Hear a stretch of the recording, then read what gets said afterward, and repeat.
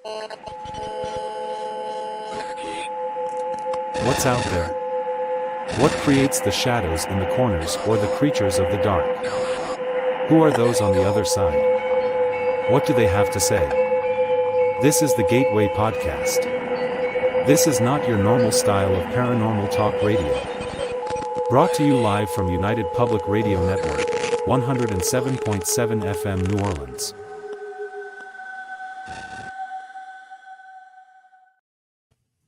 Welcome to this episode of The Gateway. I'm your host, C.L. Thomas. We are broadcast live from United Public Radio Network, 107.7 FM New Orleans. How is everyone out there? I've been doing good. The Las Vegas weather is doing good too. It's been probably, I always feel like I have to tell you guys how Vegas is. It's about 60s to 70s during the day, and it's getting down into the 30s at night. So it's pretty even. There's no wind. There's no anything. It's just really pleasant. It's a good time to be here if you want to come to Vegas. So one of the things, because it is so nice, I've been hiking a lot. And last week I got to meet up with some friends to investigate a ghost town. And I just want to tell you what happened. So during the day, this ghost town has maybe roughly around 50 structures to it, building foundations. And it's pretty during the day, but as soon as that sun goes down, boy, it gets eerie. And my friend, we were telling a couple other witches and things about the feelings that you get as soon as the sun goes down. And they said that they think that shapeshifters happen and that they're coming out of the mountains. As soon as the sun comes down, something unleashes them and they're just all over the place, kind of like elementals or something.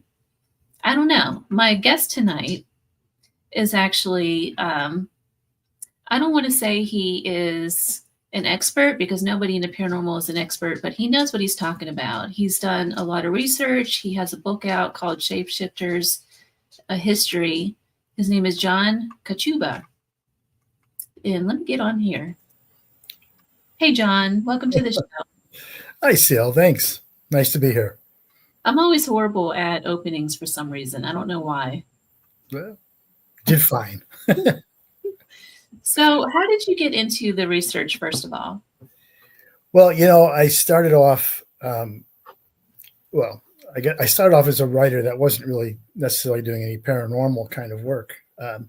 But I grew up in New England, and I lived in Connecticut most of my life until maybe 25, 26 years old. And during the time that I was living there, I lived in the same town part of the time that Ed and Lorraine Warren lived in. And I think your audience might recognize those names. I call them America's godfather and godmother of ghost hunting. But, they were the group that investigated the Amityville horror first and did so much other work in the paranormal field. And so I was always interested basically in history and folklore, and that includes ghost stories. And I was investigating in Connecticut, a place called Dudleytown, which is up in a hill. I don't want to say mountain. Connecticut doesn't really have mountains as such, but a tall hill. And it's basically an abandoned 18th century village. There's nothing there but cellar holes and old wells and things like that. But I was there just for the history of it. And I was taking pictures. And as I was taking pictures of some of these, what was left of these homes and houses and all, I noticed that I was seeing in at least one cellar hole what looked like faces on the film. I'm thinking, it was quite weird. I wasn't expecting that. And I'm thinking, well, it's probably just leaves and all that are forming something that looks like a face. So I enlarged these things. And the more I enlarged them, the more they became truly like a face. So out of the blue, I called the Warrens up and just said, hey, I was up in Dudleytown and I took some pictures and I wonder if you'd have a chance to look at them.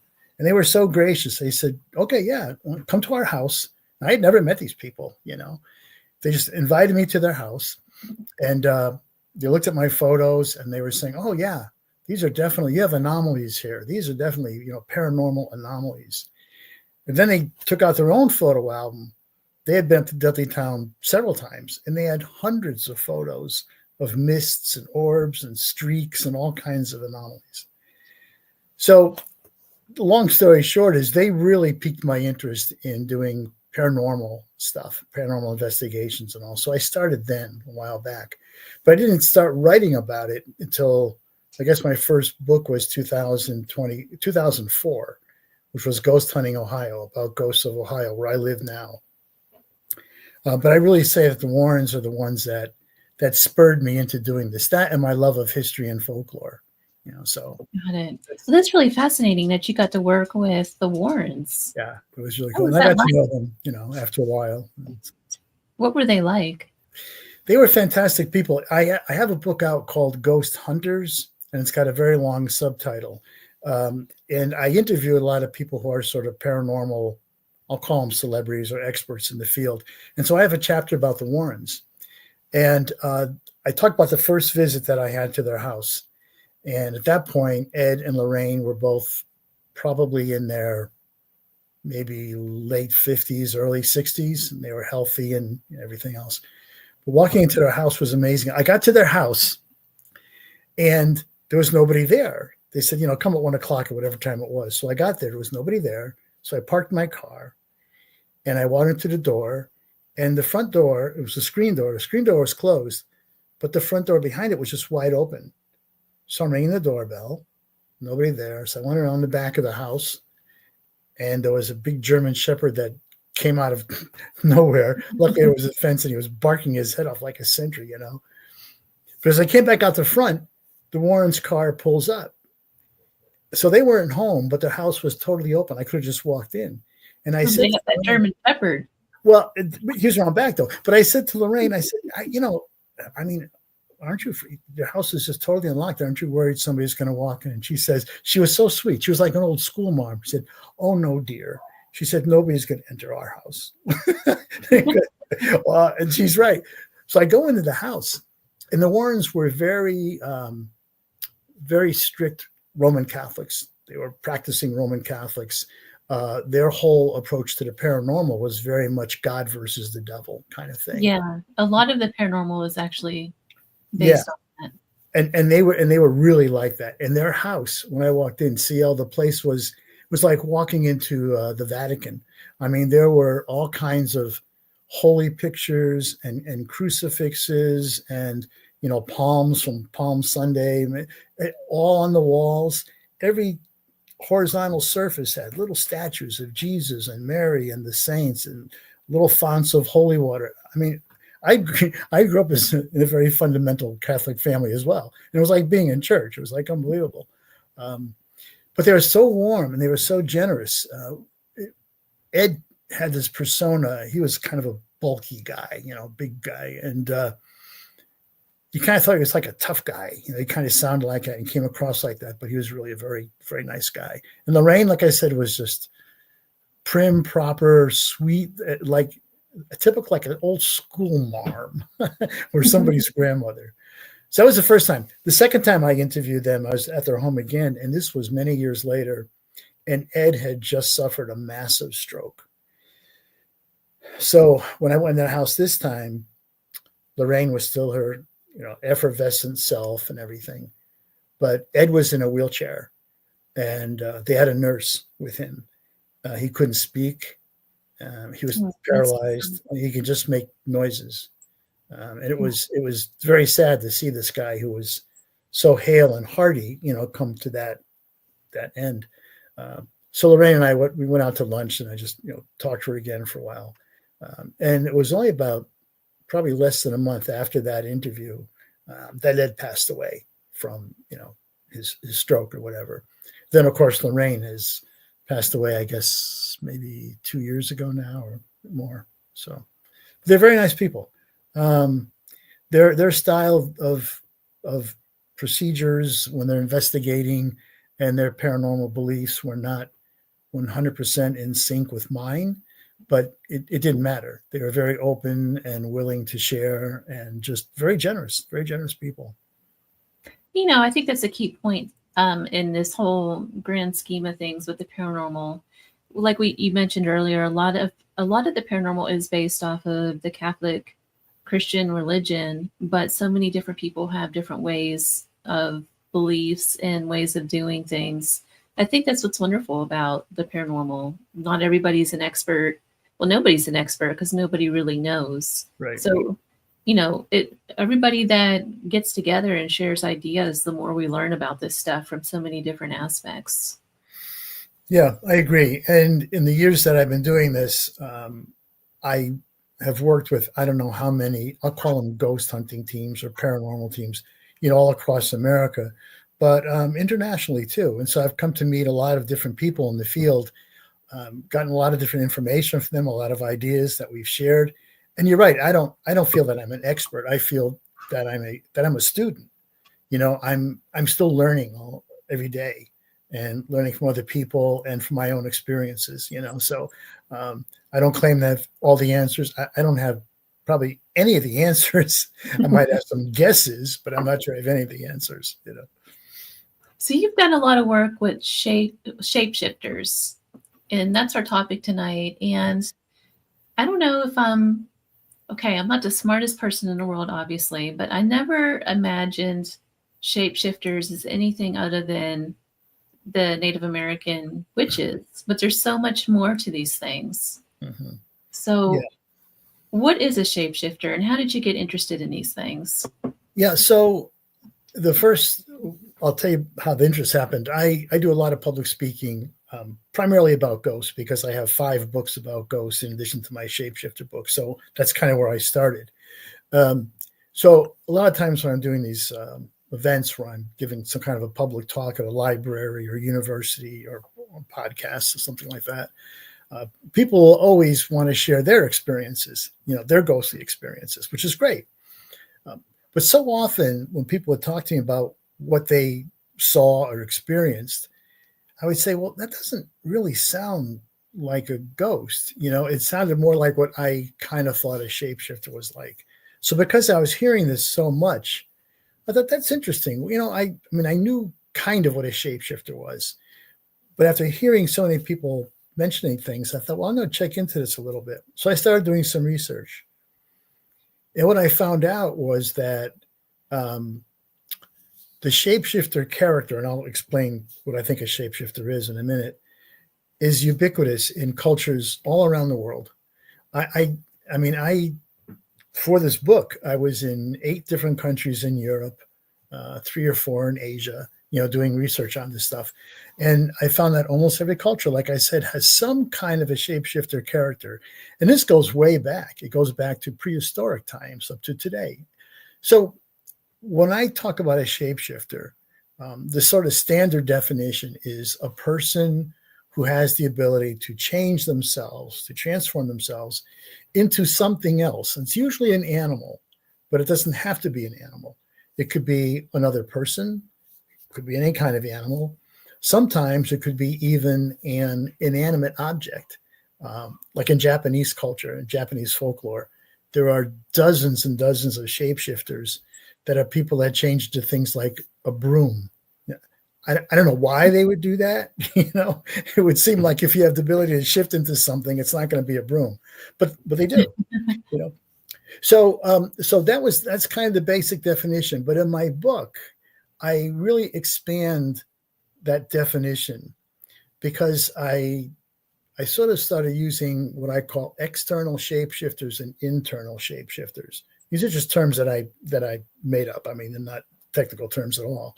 But what I meant by that was an external shapeshifter was the kind of shapeshifter like you're talking about in Native American culture, like a skinwalker, for instance, a shaman or conjurer or something that transforms into, especially like out in the Southwest where you are, like a coyote or a wolf or something like that, and then back. The quintessential one is a werewolf. When you say werewolf, oh, now I know what you mean. You say shapeshifter because everybody knows from movies and everything else what a werewolf is, a person that changes into a wolf and back again. So those are external in that there's actually an external change, right? Where you grow fur, you grow claws, you get fangs. But I talked also about something called an internal shapeshifter, which is a psychological change, a mental psychological change, where for all practical purposes, nothing happens on the outside. you look as you always did, but there's a shift inside you where you become something else. And, there's a lot of sort of, I'm not a psychologist. I really wish I had studied psychology more as I'm thinking about it now in later life. But psychologists who talk about split personalities and that kind of thing. There's a famous Billy Milligan. I don't know if you know the book, The Minds of Billy Milligan. This was a guy who had something like 8 or 9 personalities within him. And at different times, different personalities would come out. But you looked at him and he was still Billy Milligan. There was no change. So I'm talking about that because that's also shape-shifting. It's just a different kind. But that's not that somebody can do at will, though, correct? I was just going to say that. Wow, you're a mind reader. I was just going to say, I was just going to say the idea of volition comes in here because, like with skinwalkers, for instance, they traditionally can willfully change themselves when they want to, for whatever reason they want to. Werewolves have long been considered cursed, that there's something that they're cursed.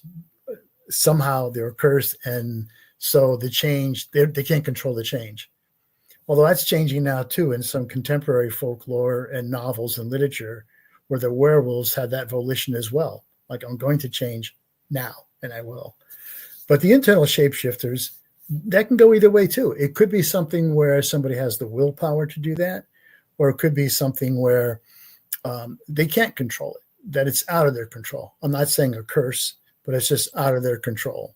There's some other, I don't want to say entity, but maybe that's the word to use, some other energy, some other force behind that change.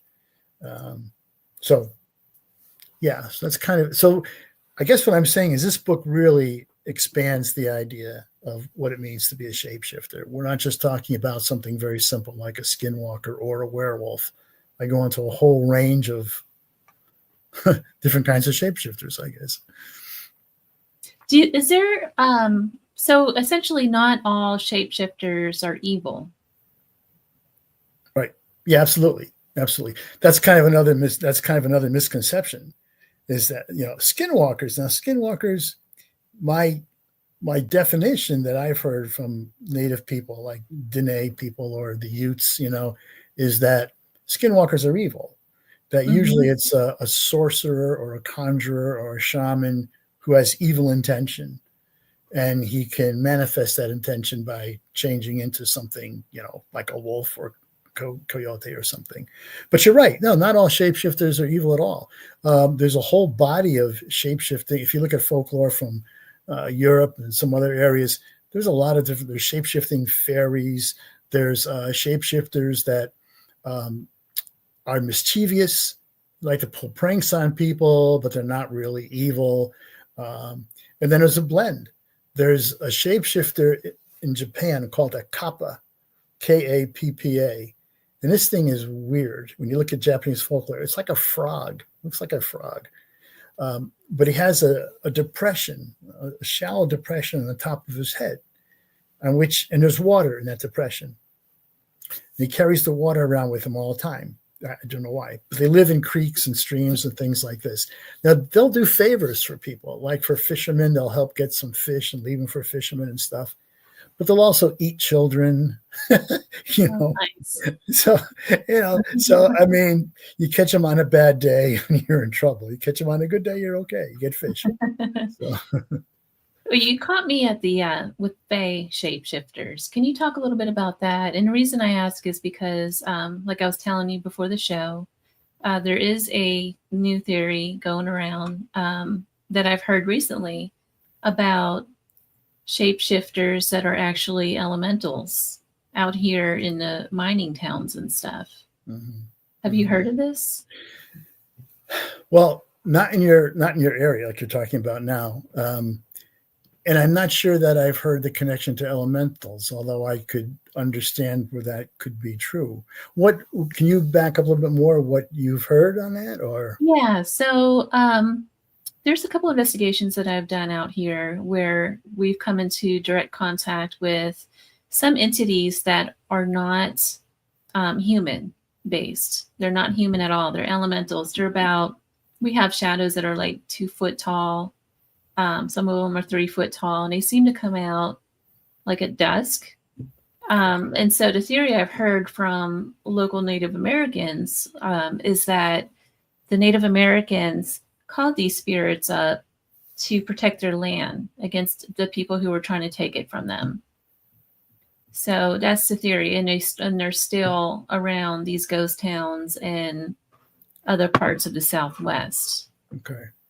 Well, and I think elementals generally, I mean, I think I'm not an expert on elementals, but I think almost universally, aren't they sort of associated with being like guardians of the environment or the land or that kind of thing? Yeah. But I don't know about them as being shapeshifters. I mean, I suppose they could be. I'd be interested to know if there's any stories where, like you say, you see these shadows. Do they ever change into anything? Do they ever shift? You know? Okay, so I've never experienced anything like that, but I know people say that they will shift into coyotes, which is what we talked about earlier. Yeah, yeah. So, well, it's interesting because that's a favorite animal for skinwalkers. Mm-hmm. You know, so yeah, I don't know. Are they all connected? Well, I'm wondering. It's an interesting connection there. And the fact that the coyote is, it's an animal that's been in that area for, who knows, millennia or whatever, right? I mean, it's a natural part of that landscape. And certainly way out on a limb here. I could be, way out on a limb. No, I don't know. I mean, it's interesting because you think of native tales with coyote as trickster, right? Mm-hmm. I mean, that's the quintessential trickster among so many indigenous nations. So it's interesting. I'm going to start looking into this. I wish I could tell you more. I don't know. I've never really heard, them being elementals being referred to as shapeshifters, but it could be. When I look at, it's interesting as you're saying that though, because I'm thinking of some of the other countries that I did research in, like especially in Eastern Europe. I was in Belarus. I was in Romania, Ukraine. And there's a lot of folk figures there that are sort of protectors, again, like you're talking about, of the land. And several of them are shapeshifters. I don't know if you would consider their basic nature as elementals or not, but maybe, because they have this history of being, ancient, mm-hmm. and in the same location, and always doing things like looking out for the land, the resources. Yeah, they're always connected to the land. They're not human. Right. And like I said, these I know in Eastern Europe, I know some of these are also referred to as shapeshifters, and they do, in the folklore and everything, there is shapeshifting. So, it would make sense that could be happening among Native peoples here in North America. I mean, how would it? Yeah, exactly. Because it seems like all across the world, all of the stories, all religion, all spiritual matters, all seem to follow the same pattern, but just called different names. They all have the same stories, just about. Like there's always a creation story. There's always some underground entities that come forth. There's always something, some bigger God figure, or what I mean, that connects everybody. Every religion has something like this, or every culture has this sort of same ideals. Mm-hmm. Yeah, I think it's true. I think when you look at all religions, you dig deep enough, study hard enough. I don't want to go out to a limb and say they're all the same, but in a way they are. They all seem to have the same message and the same grounding, stories that they build on. So tell me about the Fae in Shapeshifters that you were going to mention. Before I dived off into the Native American. What was I going to say? Oh, well, yeah. So there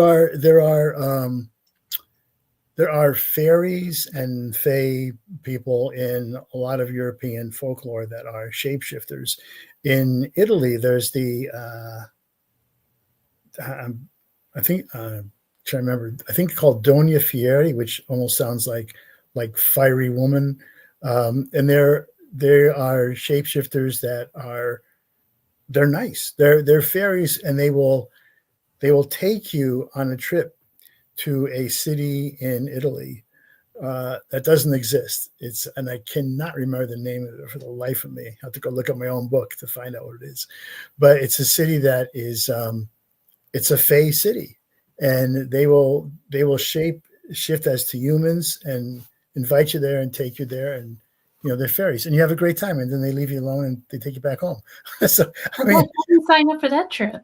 Yeah, I mean, I don't know what that's about. I don't know why they do that, but they do. And there's other ones like that, that rural sort of fae shapeshifters that leave presents of like food and stuff for people, especially like in a lot of the Celtic areas. That's pretty typical, the typical Celtic tradition. So yeah, I mean, again, this is what's been new to me, because I think growing up, a fairy was a little tiny female with wings that flew around. It was nice and had a wand.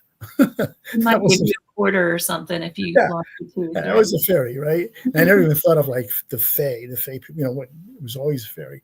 But like I said, as I've started to do all this research, I find out, oh my gosh, that in some traditions, they're also shapeshifters. They take on the form of humans and everything else.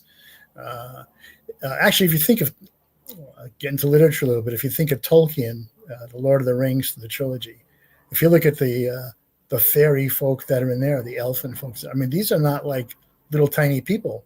These are big, strong people, That's interesting. Yeah. The fae, that's another one. They exist in every culture as well. Yeah. All over the place. They're in China as the yin, I think it is, or the din, right? The jinn? Yes, that's what I was thinking. Well, jinn is more Middle East and India and stuff. That's what we call, we say genie. Yeah. A jinn is that's what it is. And then you got gnomes, you have fairies, Christmas elves. Elf on the shelf. Elf on the shelf. Right. He changes. You put him on the shelf, next thing you know, he's somewhere else. So, And that there's a Snoop on a stoop now. Oh, no. Like Snoop Dogg. I don't know if he shapeshifts, though. I don't know. I'll have to get one from my dog. Snoop on this. Yeah, okay. So can you talk a little bit about the mythology and religions and shapeshifters? Yeah. So I know we touched a little bit about it, but right. So I mean, you start talking about religions and the basis, and how a lot of them have similarities. Well, this is kind of what I found too, is that the shapeshifter character appears in mythology and sort of more traditional modern religion. And I make the distinction because mythology is, we think of mythology as myth. We think of it as stories, but for the people of the times, the ancient Egyptians, Romans, Greeks, or whatever, these weren't stories. I mean, they were stories, but they were stories about their gods. This was their religion. It wasn't myth in terms of the way we think of myth. So I found that the earliest representation of the shapeshifter appears in a cave painting in France, and it dates back to the Neolithic period.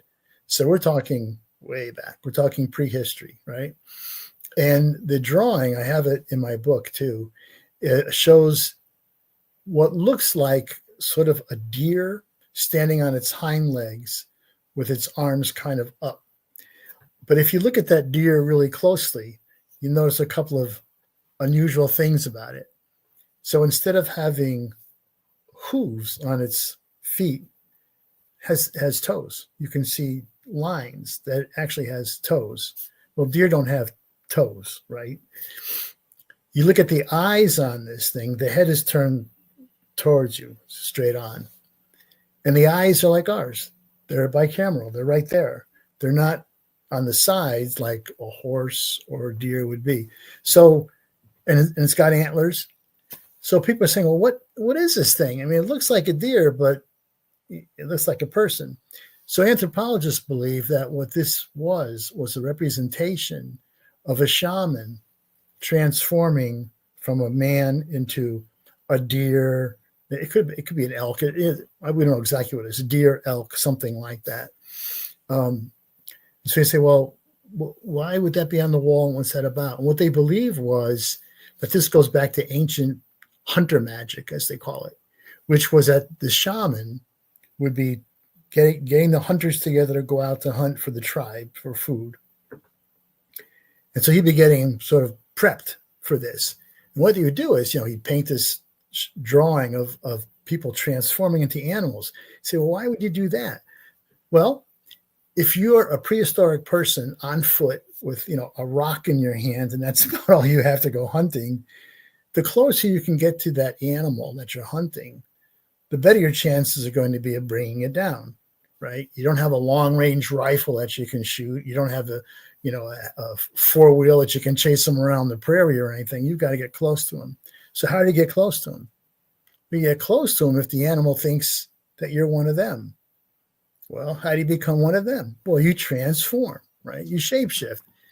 So what they believe was going on here was the shaman would, have the hunters with him, and they get worked up in a frenzy, chanting or whatever, but also, this is the key thing, ingesting natural hallucinogenics from the environment, mushrooms or something else like that, that would cause hallucinations and cause the hunters to actually believe that they've transformed into that animal. And so now they're prepared to go out and hunt because they can get close to them. So this goes way, way back.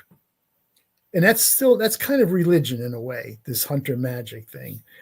Yeah, you see that in a lot of tribes and things. Yeah. Oh, yeah. Yeah. A lot of indigenous people around the world have that kind of, thing too, especially if there's still a hunter culture or something where they have to go out, and depend on their wits and strength for survival. But then when things get a little bit more civilized in terms of Europe, especially, and you get Greeks and Romans and their whole pantheons of gods and goddesses, you find that there's a lot of shapeshifting going on among the gods.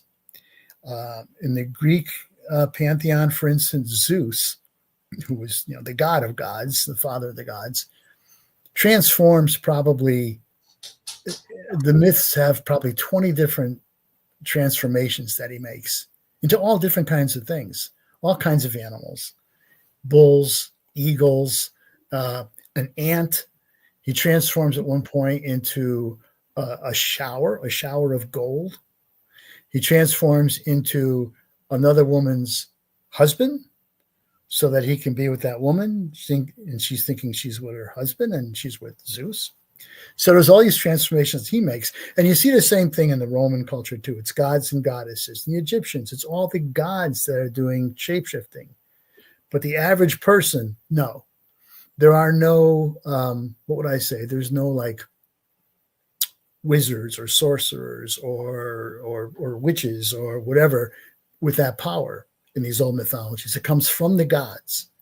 And so the gods can do what they want with it. And a lot of times they punish mortals by changing them into something. Forgot who the woman was, but she was being pursued by another guy for bad reasons. And her protector was a goddess, maybe Athena. And so she transformed the woman who was running away into a tree. So that was it. That stopped the pursuit and she became a tree. I'm not sure for life. So I'm not sure that worked out to the best of her advantage, but there was that kind of thing going on. It's not until we get into, up until almost the medieval era, and a little bit past that, where the reverence and absolute belief that we had in all these gods and goddesses start to fade off. These old gods die out, right? So they're replaced by more traditional religion. But even then, while that's going on, there's this vacuum. And so what happens is that vacuum is filled by the people like the witches and the sorcerers and the conjurers and whatever, people that have power, that have somehow gotten this power for transformation. So now it's devolved from the gods down to mortals. although he's immortals with special abilities. So that's where we get, so much of stuff that you see like in Wicca and so many other places, ideas of shape-shifting and all that comes from that. So, but even in the established religions, like in Christianity, for instance, if you read the Bible, there are passages in the Bible that seem to talk about shape-shifting. There's a passage in Daniel, and I don't have it memorized, but basically the passage goes something like, this person, it was Nebuchadnezzar, who was like, I guess a Persian ruler or something in those days, Babylonian, Persian, I don't know. But he basically defied God. And so for that, was turned into an animal. This is in Daniel. And it says something like, he grew hair. His claws were covered with dew. He was out eating grass. Okay. This is a king that is now shapeshifted into an animal. And even when you get into the New Testament, there are stories about Jesus that some theologians, particularly a guy in the Netherlands at the University of Utrecht, believe indicate that he may have been a shapeshifter as well. There's at least 3 or 4 passages that I have in the book that, he points out that he thinks Jesus was a shapeshifter because of that. And my book was reviewed by the Catholic Herald, of all places. And they liked the book, which I found amazing. Did they like that passage? Well, they didn't like that passage. They liked the book, but when they said they got that, they said, no, totally, it's impossible and stuff. But then I started thinking, wait a minute.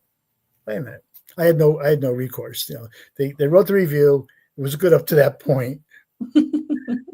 But I thought to myself, okay, so if you are a Christian and you believe that Jesus is God, if you believe that he walked on water, cured the sick, made blind people see, raised the dead, raised himself from the dead, how hard would it be to shift?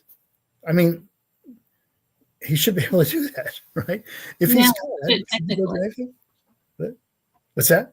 I said technically, yeah. Yeah, well, So, anyway, that's a little screwy on the religion. I don't, I sort of opened the book with the religion because I think it's interesting to see sort of that aspect of the shapeshifter. But certainly they appear in folklore all around the country, all around the world. That doesn't really have anything to do necessarily with religious beliefs as much as just, folkloric beliefs and traditions, especially like with vampires. I was just going to ask you about the vampire thing. Before we get into that, though, I just have a quick question with the idea of dressing up, these shamans dressing up into these animals, become the animal to capture them. Is this in a sense, like you look at the bear, speaking of Romania, that bear ritual that they have every Christmas to where they're dressing up as the bears. And I forget what it symbolizes, but they parade down the street to bring back the sun. And it's a full agent ritual. But that's in essence what they're doing. They're dressing themselves up to shapeshift into a bear that represents, maybe. So, good. But you see that so often, particularly around when things like winter solstice and all of these different major holidays, I guess. Like you see it with Carnival even. Oh, yeah. Well, the whole idea of dressing up. Every Halloween, thousands of us dress up, right? In addition to that, there's cosplayers that, are characters all 365 days of the year for some of them. They dress like their character, they talk like their character. And the question is, why? Why do you, if you're going to dress up for Halloween, how do you decide on what costume you're going to wear? What moves you to either put on a Superman suit or a Krusty the Clown suit? What's it going to be, right? It tells you something about yourself, doesn't it? And it tells you, I think, in a way, sort of what you would like to be. And that's the whole part of kind of the psychology of the shapeshifter, I think, is that it offers us sort of a vicarious way to act out. Not necessarily even in the best way, but to act out in a safe way. Human beings we know we have an animal nature. We know we have sort of a good side, bad side, if you want to call it that, dark side, whatever. Most of us, thank God, can keep it under control, but, some of us can't.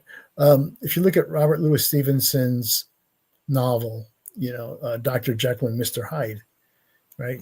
Jekyll is this well-respected physician, saving lives, very religious, very devout, wonderful guy, nice guy.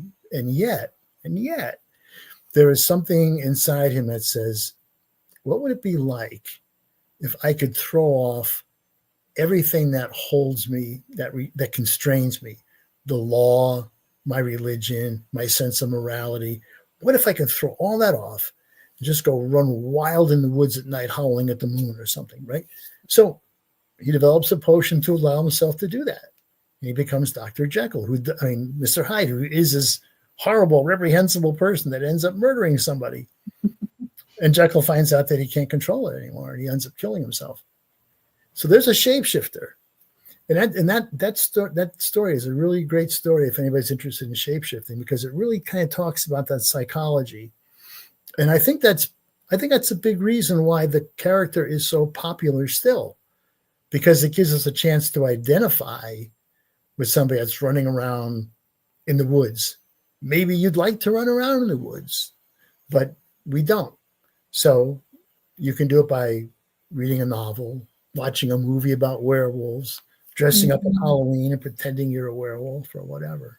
I think it's culturally, it's so romanticized now to just the idea of becoming something else that's immortal, or the vampire in Rice's series. How great would it be to live multiple lives like that throughout the centuries and acquire the wealth and everything that was done with the characters in that book? Right. And then what was you look at Twilight and that series, and all these vampires are glamorous and rich, and, culturally fluent, and they're just wonderful people, and they're vampires, But so yeah. You've been to Romania. I got to hear about the Romania stories that you've been there. Well, what I did for Romania primarily was obviously the vampire story, because of Dracula, right?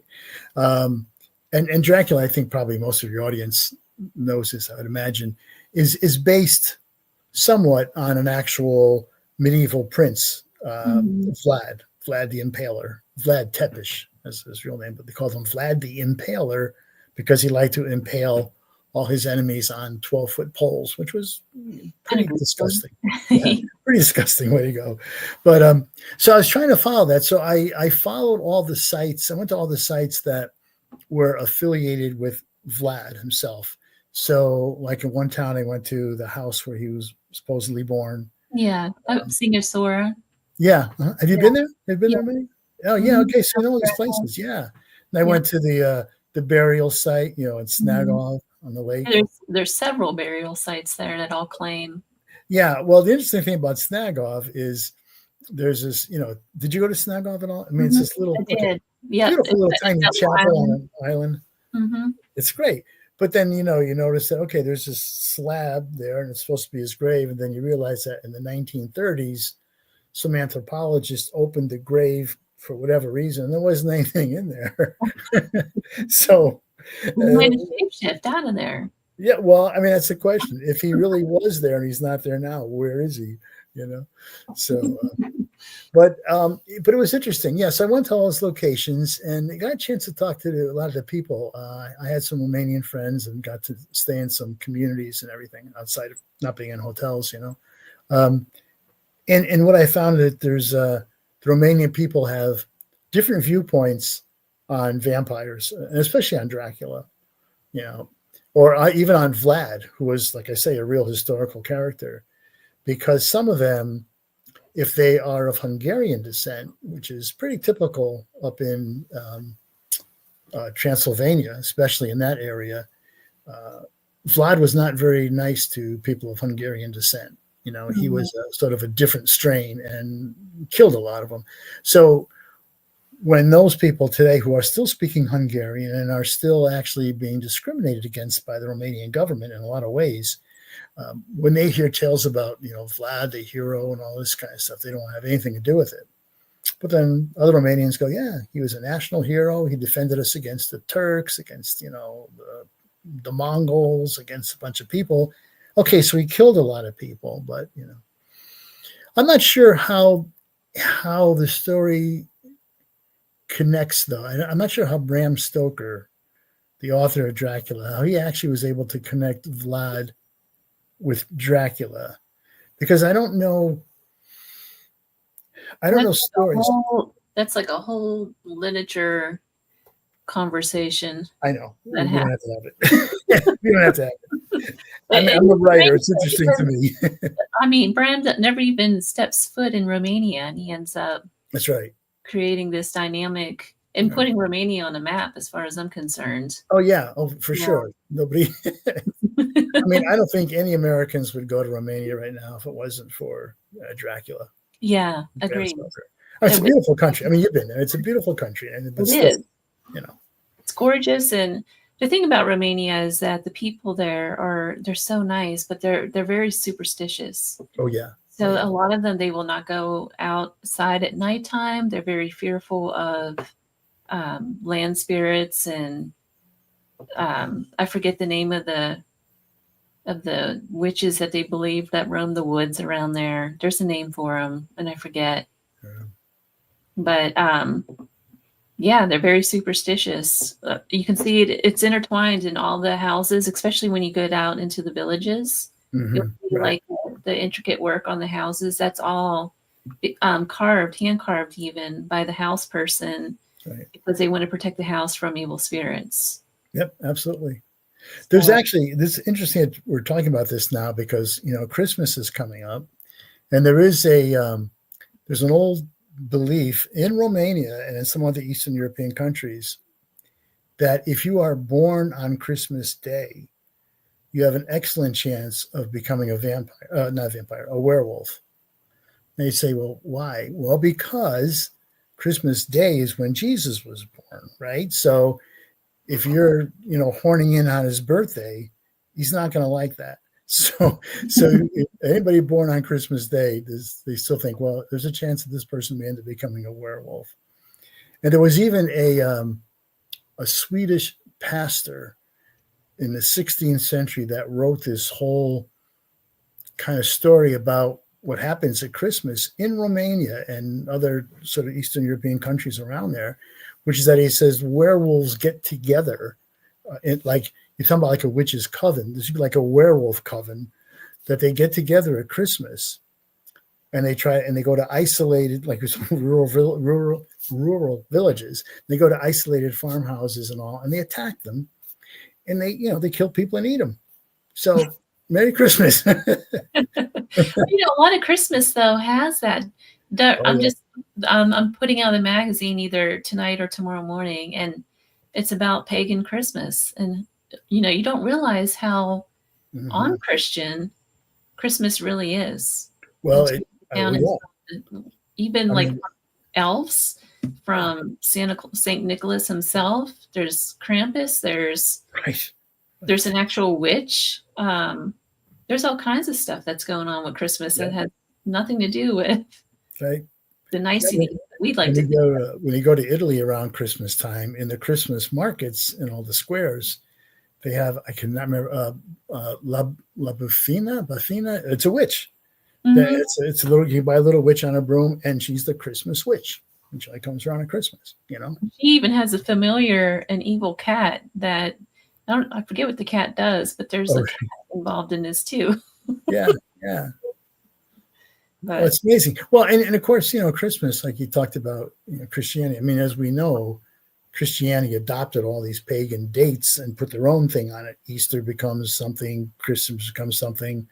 But, was Jesus really born on December 25th? Probably not, but that's time of the solstice and that kind of stuff. So Christianity was smart in that they just put their trappings on the already established pagan religions, feasts or festivals, whatever you want to call it. What a great way to, if you want to change a culture completely, just take over their major holidays. Yeah. Absolutely. So shapeshifters, sightings, and experiences. I know we're running out of time here, but I wanted to get into at least one or two sightings and experiences. Yeah. So I, doing some research, I was amazed to actually find like newspaper accounts and everything of shapeshifting experiences. One took place in India in the province of Uttar Pradesh. And I think it dates from around maybe 1997, 98, something like that. So it's recent, right? This isn't centuries old. And it was actually in the New York Times that this article appeared. And over a period of something like, I don't know, 6 or 7 months, something like 40 children in that province, or the province went missing. Right? And some were found later, the bodies were found later and looked like they were savaged by an animal or something. So people were getting concerned. I mean, 40, it's not unusual for maybe a child to disappear in the jungle or something, and, bad things can happen. But 40 in this short period of time sort of became sort of mass hysteria. And people started accusing other people of being sorcerers and killing these kids and all that kind of stuff. And they actually killed a couple of people who they accused. What they thought was happening was they were talking about being attacked by an animal. And so the New York Times account interviewed, the reporter interviewed some people there. And they interviewed like a 12-year-old girl.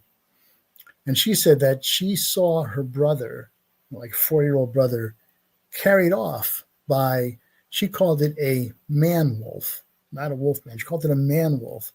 The reporter asked her what it looked like. And she said, well, it was tall and hairy and furry. It ran on 2 legs like a man.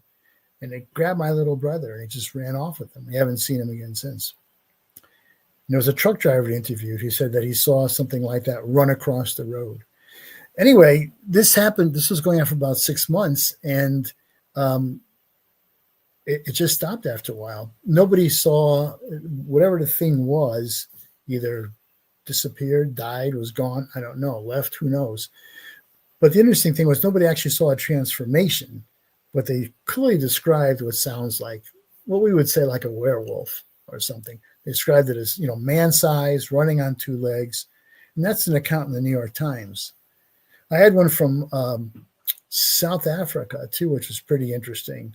And it was about, it's bizarre. It was about a guy who was in a little village and he was in his hut, and he heard this like knocking outside on the wall, and he opened his door, and he described it as just like a giant bat. There are giant bats in some places in the world, but this was there in his door, and he grabbed some kind of a stick or something. He was whacking the thing, and it kind of flew off, and he went after it, and he chased it. And he's yelling to the villagers, hey, come on, there's something out here. So they chase this thing, and they get it up against the wall or something, and it's clearly kind of like dying. But they said that as it was dying, that before their very eyes, it transformed from a bat into a pig, and then into a man. Now, this is an account from a newspaper in South Africa, and these villagers said they saw this. And the man they identified, he was an elderly man who they thought was kind of I guess we'll call it a shaman, for lack of a better word. So you've got witnesses to this thing, and it just sounds, I mean, I hate to say it, but it just sounds so incredible that, like, really, but there it is. I mean, so there's stories like that. There's a story out of London. Again, I think of the movie Werewolf in London, because there was sightings of what they called an old striker. And it was like this big wolf kind of thing that several people saw in London. And again, running sometimes on 2 legs and like clearing fences that were like 8 feet tall or something, just like, hopping right over. So anyway, those are some. Wow. Yeah. There's more in the book, but So where can people buy your book? Well, hopefully it's in some of the bookstores, but it came out in 2019, so it's been out a while. But it's certainly on Amazon. It's on any online vendor, Barnes and Noble, any of those people online. And it might be in your local bookstore too. If not, you can ask for it and they can get it through there too. All my books are pretty much available that way. And what other books do you have? I know you said you've written several on the paranormal. Yeah. So, I mean, the best thing is my website is johnkachuba.com. Pretty easy. If you go to that, all my books are listed. But I have 2 books about ghosts in Ohio called Ghost Hunting Ohio on the Road Again, Ghost Hunters, which was the book I told you about celebrities, Shapeshifters, a paranormal novel based on a real location in Connecticut, the one I spoke to you about earlier called Dark Entry. And that's what the novel is also called, Dark Entry. And I have a paranormal novel for middle grade kids, which is the first time I've written for that audience, based on a location here in Ohio. It's called the Loveland Castle. And it's a castle that was built by one man over 50 years. And it's beautiful. It's a 1/4 scale size castle. It's incredible. And it's haunted. So I have a story there too. And I also have other ones that have nothing to do with the paranormal, but those are. But what's your story on the castle? So the castle it's very cool. It's built right on the Little Miami River, and this guy Harry Andrews, back in probably maybe 1930s or so, bought the property, and he was an engineer, and he had this whole love affair with the medieval era, and he started hauling rocks up out of the Little Miami River and started building a Norman style castle, and over 50 years he built this beautiful, beautiful castle. Which he actually lived in while he was building it, and today it's open to the public. It's furnished inside. It's got garden terraces and built on the hillside and the river. But even as Harry was building this thing, for the 50 years that he was there, he said, "I always knew there was something special about this land." Talking about elementals again, maybe we are. He said, "I know that even as I was building this, I would see figures in the hillside and in the woods around the place. And I always thought of them as kind of, benign, sort of comforting spirits in a way." And he talked about seeing a woman rise up out of the Little Miami River one day, just slowly just lift out of the river and kind of drift across the water. So he said they were there and that they're in the castle, and Harry passed away around, 1989, 1990, something like that. And some people say that he's still in the castle that he loved and lived in. So I created a story and set these 2 12-year-old boys in it, and it's at the castle, based in the castle. And some schools have used it here as a 4th grade reader and stuff. So it's been a lot of fun. Really cool. Well, John, thank you so much for taking the time to come on tonight. Thank you, CL. It's been a pleasure. So, I'll have you come back to discuss your other work. Anytime. And there you have it. That's John, and our show was on Shapeshifters. You've been listening to The Gateway, your portal to the unexplained, the mythical, and otherworldly, broadcast live from United Public Radio Network, 107.7 FM New Orleans. I'll be back next week. See you soon.